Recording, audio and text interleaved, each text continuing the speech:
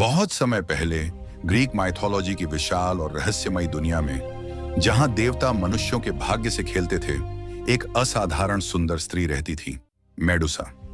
उसकी सुंदरता इतनी अद्भुत थी कि लोग कहते थे वह खुद उगते सूरज की रोशनी को भी मात दे सकती है। उसके लंबे चमकदार बाल और उसकी आंखों की गहराई लोगों को मंत्रमुग्ध कर देती थी। मेडुसा कोई साधारण स्त्री नहीं थी। वह देवी एथना के भव्य मंदिर में एक पुजारिन थी। उसने अपना जीवन पवित्रता और सेवा के लिए समर्पित किया था। मंदिर संगमरमर के ऊंचे स्तंभों से सजा हुआ था, जहां हर दिन प्रार्थनाएं गूंजती थीं और धूप की सुगंध वातावरण को शांत बनाती थी। लेकिन देवताओं की दुनिया में शांति अक्सर तूफान से पहले की खामोशी होती है। एक दिन समुद्र के शक्तिशाली देवता पोसाइडन की नजर मेडुसा पर पड़ी। उसकी सुंदरता ने उसे मोहित कर लिया। वह उसे पाने की इच्छा में अंधा हो गया। मेडुसा ने उससे बचने की कोशिश की, लेकिन पोसाइडन उसका पीछा करते हुए एथेना के मंदिर तक पहुंच गया। उसी पवित्र स्थान में उसने मेडुसा के साथ अन्याय किया।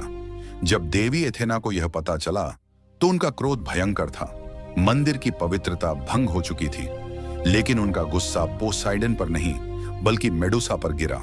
शायद यह देवताओं की कठोर और अन्यायपूर्ण प्रकृति थी, या फिर एक गहरी अजीब ईर्ष्या। एथेना ने अपना हाथ उठाया और एक भयावह श्राप दिया। तुम्हारी सुंदरता ही तुम्हारा अभिशाप बनेगी। एक ही पल में सब कुछ बदल गया। मेडुसा चीख उठी। उसके बाल जो कभी उसकी शान थे, अब फुफकारते हुए जहरीले सांपों में बदल गए। उसकी त्वचा कठोर और ठंडी हो गई और उसकी आंखों में एक भयानक शक्ति भर गई। अब जो भी उसकी आंखों में देखता वह तुरंत पत्थर का बन जाता। डरी हुई टूटी हुई मेडुसा मंदिर से भाग गई। उसने पीछे मुड़कर नहीं देखा। वह दूर दुनिया के किनारे एक वीरान द्वीप पर जा बसी। वहां केवल हवाओं की आवाज थी और समय की खामोशी। धीरे धीरे जो भी वहां भटक कर आता वह उसकी नजरों का शिकार बन जाता। उस द्वीप पर पत्थर की मूर्तियां फैलती चली गईं, कुछ डर से जमे हुए, कुछ भागने की कोशिश में, कुछ दया की भीख मांगते हुए। मेडुसा अब एक राक्षसी के रूप में जानी जाती थी, एक सर्प रानी। लेकिन भीतर से वह अब भी वही स्त्री थी जो कभी हंसती थी, सपने देखती थी। रातों में जब हवाएं धीमी हो जाती, वह अपने पुराने जीवन को याद करती और उसकी आंखों से आंसू बहते। हालांकि अब वे आंसू भी पत्थर जैसे ठंडे थे। साल बीतते गए। फिर एक दिन उसकी कहानी एक युवा वीर तक पहुंची, पर्सियस। उसे एक कठिन और खतरनाक मिशन दिया गया, मेडुसा का सिर लाना। यह सिर्फ एक युद्ध नहीं था, यह देवताओं द्वारा रचा गया एक खेल था। पर्सियस अकेला नहीं था, देवता उसके साथ थे। देवी एथेना ने उसे एक चमकदार ढाल दी जो आईने की तरह काम करती थी। हेरमीस ने उसे एक तेज तलवार दी जो किसी भी चीज को काट सकती थी। इसके अलावा उसे पंखों वाले जूते और एक जादुई थैला भी मिला, जिसमें वह सुरक्षित रूप से मेडुसा का सिर रख सके। लंबी यात्रा के बाद पर्सियस उस वीरान द्वीप पर पहुंचा। रात का समय था। चांद की हल्की रोशनी पत्थर की मूर्तियों पर पड़ रही थी। वे सभी लोग जो कभी जिंदा थे।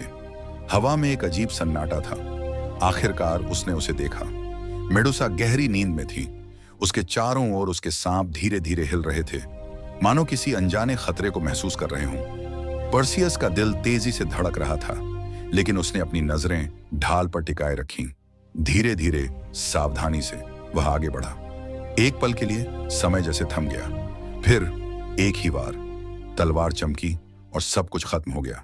मेडुसा का सिर उसके शरीर से अलग हो गया। उसी क्षण एक चमत्कार हुआ। उसके खून से दो अद्भुत प्राणी जन्मे। उनमें से एक था पंखों वाला घोड़ा पेगासस, जो तुरंत आकाश की ओर उड़ गया।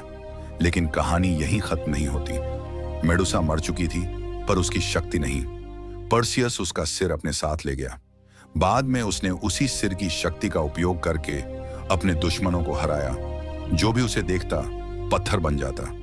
आखिरकार उसने वह सिर देवी एथेना को सौंप दिया। एथेना ने उसे अपनी ढाल पर सजा लिया, एक प्रतीक के रूप में शक्ति और भय का। दुनिया ने मेडुसा को एक राक्षसी के रूप में याद रखा। लेकिन अगर आप हवा की सरसराहट को ध्यान से सुने तो आपको एक और कहानी सुनाई देगी, एक ऐसी स्त्री की जिसे उसके अपने सौंदर्य के लिए दंड मिला, जिसे देवताओं ने गलत समझा और जो अंत में एक डरावनी कथा बनकर रह गई। मेडुसा की कहानी सिर्फ एक राक्षसी की नहीं है, ये कहानी है अन्याय की, दर्द की और उस शक्ति की जो कभी पूरी तरह मिटती नहीं।